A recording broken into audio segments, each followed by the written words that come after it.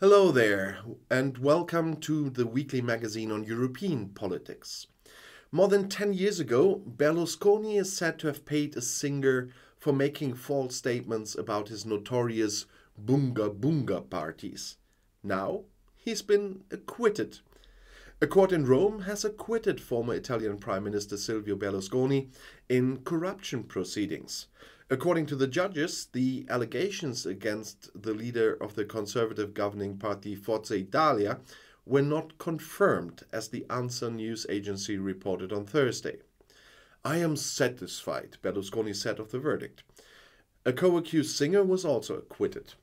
The trial was a result of Bunga Bunga parties with young women at Berlusconi's villa more than a decade ago. The politician and the singer were accused of bribery because Berlusconi is said to have paid the musician for making false statements.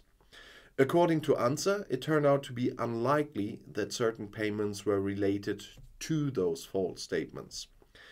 Berlusconi is yet to answer charges of bribery in connection with the celebrations in Milan. A court in Siena had acquitted him in a similar case just over a year ago. Also on Thursday, there was a massive rocket firing from the Russian side, was reported by the Ukrainian General Staff. 5 airstrikes and 25 cruise missile attacks on civilian infrastructure objects in the Dnepropetrovsk, Odessa, Kharkiv, Zaporizhia, Dnepropetrovsk and Mykolaiv oblasts were counted. The American Institute for the Study of War assumes that Russia could soon run out of missiles. The massive attacks of the last few days with dozens of cruise missiles would deplete the supplies. And according to the British Ministry of Defense, continued attacks of this magnitude are severely depleting Russia's reserves of conventional cruise missiles. Apparently, the strategy now lies in missile attacks against Ukrainian infrastructure. The controversial weed killer glyphosate can be used in the EU for a year longer than previously planned. The EU Commission will decide to extend the temporary approval of the weed killer until December 15th in 2023. That's what a spokeswoman for the EU Commission told the German press agency. The decision has not yet been made formally, but this will be done by December 15th. Then the previous approval for glyphosate in the EU will expire. And according to the Commission, it was legally obliged to extend the approval, even if many EU countries did not agree to the extension. Additional time is needed so that the responsible EU authority can check all the necessary information and assess the safety of this chemical with legal certainty. Then a long-term decision on glyphosate should be made. As of Tuesday afternoon, the glyphosate manufacturer Bayer had not received any official confirmation from the EU Commission for the extension of the approval. However, the group was confident that this was to be expected. Every other active ingredient in crop protection products that required such a temporary official extension in the EU has received the extension, said a spokesman. The pesticide is suspected of causing cancer. However, manufacturer Bayer vehemently rejects this and points out that its assessment is also shared by a large number of independent approval authorities around the world. Criticism of the EU Commission's announcement comes from the consumer organization Foodwatch. The case shows that the EU approval practice for pesticides needs to be reformed, they say. Pesticides may only be used as a last resort in emergencies, the organization said. After the verdict in the MH17 trial, Ukrainian President Volodymyr Zelensky is also demanding penalties against those responsible in the Kremlin.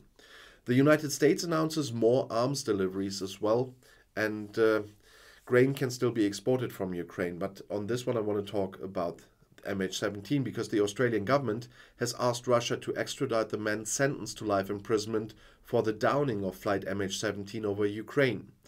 The judgment passed on Thursday shows that Russia bears responsibility for the downing, said Foreign Minister Penny Wong on Friday.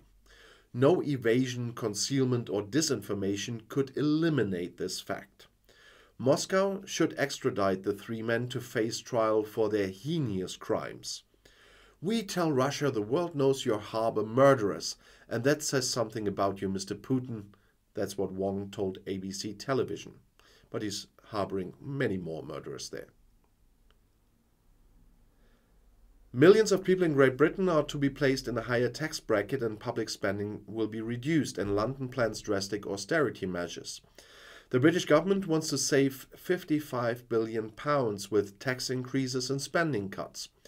The country's economy is in recession, and that was even said by the Finance Minister Jeremy Hunt on Thursday in London when his austerity budget was published in Parliament. The painful measures are necessary to ensure financial stability after the recent turmoil. And according to the Bank of England, Great Britain is at the beginning of a long recession. Inflation recently rose to 11.1%, and Hunt announced that he would freeze the amount of the tax credit for 2 more years until 2028. That means millions of people will move into higher tax brackets because of rising inflation and higher wages. And in addition, the threshold for the top tax rate, which is 45%, is to be lowered and will in future apply to annual incomes of £125,140 instead of the previous £150,000. We will face the storm, said Hunt. He spoke of difficult decisions that would ensure stability, reduce inflation and balance the national budget. This also includes significantly reducing public spending in some areas. For financing, the windfall tax for energy companies will be increased from 25 to 35%. The finance minister also announced higher spending, for example, for the ailing NHS health service and for schools. Great Britain is sitting on a mountain of debt, and it's £2.45 trillion. With his restructuring course, Hunt wants to ensure that investors lost confidence returns and that the state's financing costs are kept in check. Trust doesn't come for free, Hunt said. We Conservatives are not leaving the debt to the next generation. The finance minister said the UK and the economy was already in recession, according to the UK's Independent Budgetary Authority, OBR. In 2023, economic output is expected to shrink by 1.4%, and the central bank fears that the recession could drag on for years. The German federal government is further examining a withdrawal of the Bundeswehr from Mali. A report by the AFP news agency, according to which the government had already agreed in principle on a deduction in the coming year, was rejected by several ministries on Wednesday evening. The Foreign Office said there was no basic agreement, and the Ministry of Defense also denied the report, according to T-Online information. A department spokesman told the German press agency, "The process in which the federal government is dealing with the future of its commitment in the Sahel region is currently underway.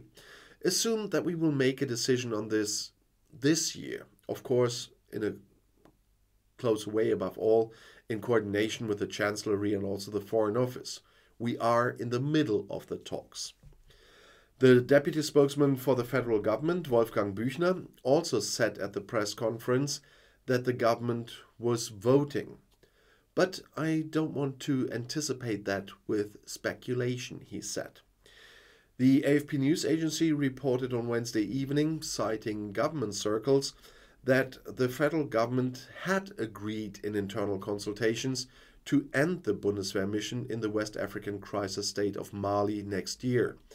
A final decision on the continuation of the German mission in Mali should be made next Tuesday at a summit meeting attended by Chancellor Olaf Scholz from the Social Democrats, Foreign Minister Annalena Baerbock from the Greens, and Defense Minister Christine Lambrecht, also from the Social Democrats.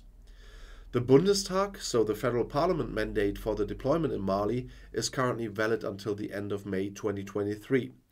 At the end of May this year, the Bundestag voted in favor of the extension, but for the first time included a withdrawal clause in the mandate in the event that the safety of Bundeswehr soldiers in Mali can no longer be guaranteed. However, various states have already withdrawn from the UN mission. On Monday, Britain announced the withdrawal of its MINUSMA troops. As one of the most important participants, France has already ended its mission, and this tore a large gap in the military equipment of the UN mission. At a United Nations ministerial meeting on peacekeeping in Seoul a good year ago, Germany promised to provide a helicopter unit for the transport and care of the wounded as part of the MINUSMA mission until 2024. The UN mission serves to protect the civilian population in Mali. It is considered to be the Bundeswehr's most dangerous mission abroad at the moment. And this concludes the weekly magazine this time, but I hope to see you next week. I'll be back.